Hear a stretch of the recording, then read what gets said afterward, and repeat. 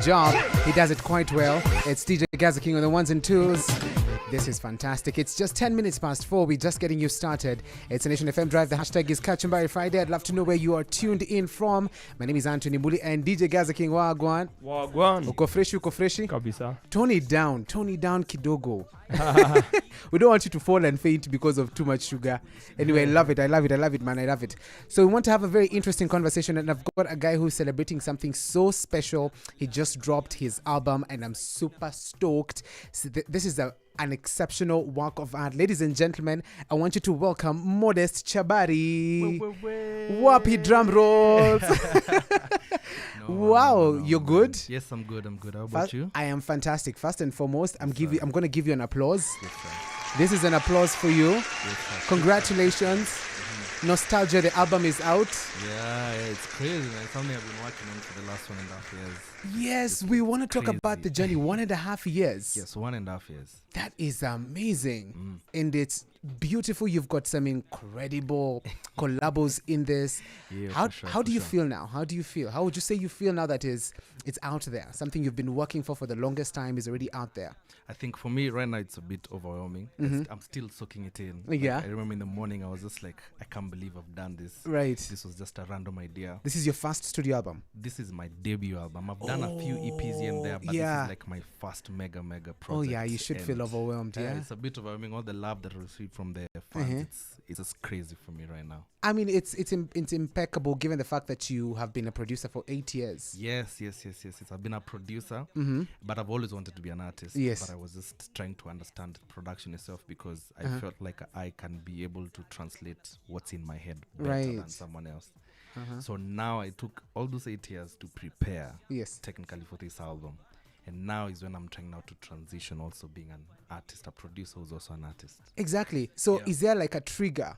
Something that pushed you to becoming an artist? You've always wanted to do it, but then for 8 years you haven't. So what is that thing that pushed you and you're like, okay, this is it. Let's go right into it now. Last year I had a conversation with a friend of mine and I kept on asking her like, why do I feel like this music is not working? And then she told me something very simple. It's the time when you learn to embrace the very same things that make you unique is when you become who you are. Oh, wow. Now for a very long time, I've been running away from being an artist because insecurities, yada, all those things. Exactly. But then now, when she told me that, I was like, okay, yes, let's do it. Let's try it. And now I just made a decision. I was like, Modest, becoming an artist. This is it. And we're going right into it. I jumped right deep end. Did you sort of like have any fears like it won't work for you? I mean, this is uncharted waters. Of course, definitely.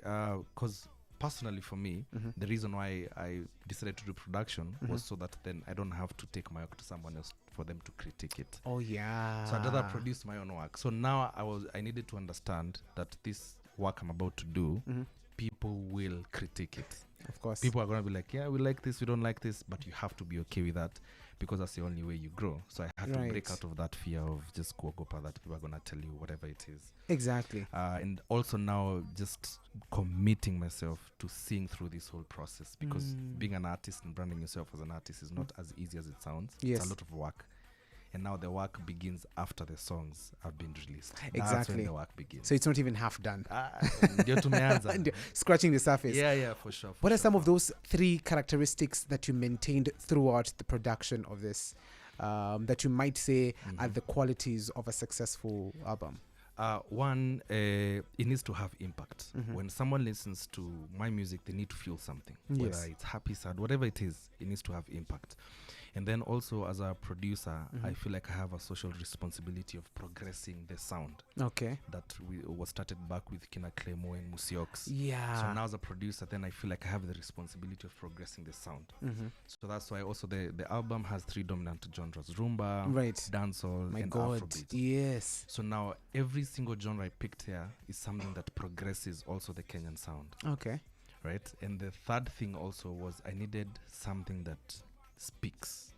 I need something that speak to people, and as well as entertain, because it's important to entertain people. Otherwise, then why are you in the entertainment space? That's if for people are sure. not being entertained. That's for sure. I mean, you had a long assignment. That must have been for tough. sure, for sure. You for considered so sure. many things. You put them on the table. Yeah. They have to tick all these boxes. Yes, as close as it can. Of course, you can't tick all of them, but it has to be like 90% Yeah. accurate. Yeah. For sure. I love it. So why nostalgia? Why do you name it nostalgia? Something about it that you want to talk about?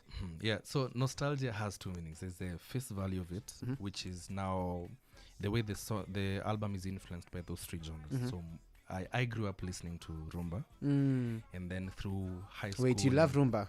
I mean, So yes, now people out here yes. just saying mubabas. This is a potential mubabas. Yeah.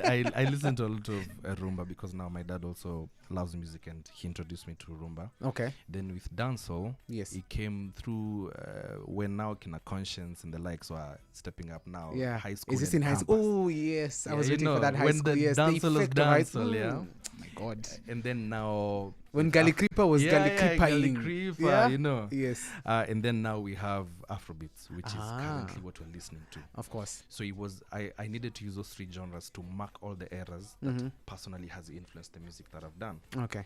And then now the deeper meaning of it, I'll just try to scratch this up because it's long, Yes. is because I've been running away from just being an artist and being myself, Right. I needed a project that is like a statement piece. Like I'm here and this is who I am. Yes. So the nostalgia is not even necessarily about the songs. Okay. It's about accomplishing a project that I began as an idea. Ah. So for me, this will be forever a memory Yes. that I look back to. Correct. You know, and if anyone hears the story of the whole album, then they can also believe that, you know what, you can do it as well for as long as you put it in your head right. that you're ready to do it. I love it. I mean, it's just modest. From Yeah. just hearing him, listening to him, For you sure. just get the thirst to listen to his tracks. And Yeah, we've yeah, got yeah. one with Brandy Maina Munju. Yeah. Let's go right into it. For sure. Greetings to the world. It's Brandy alongside Modest. It's a big, big tune, you know. It's Brandy. Don't know what it is, but there's something about you, baby.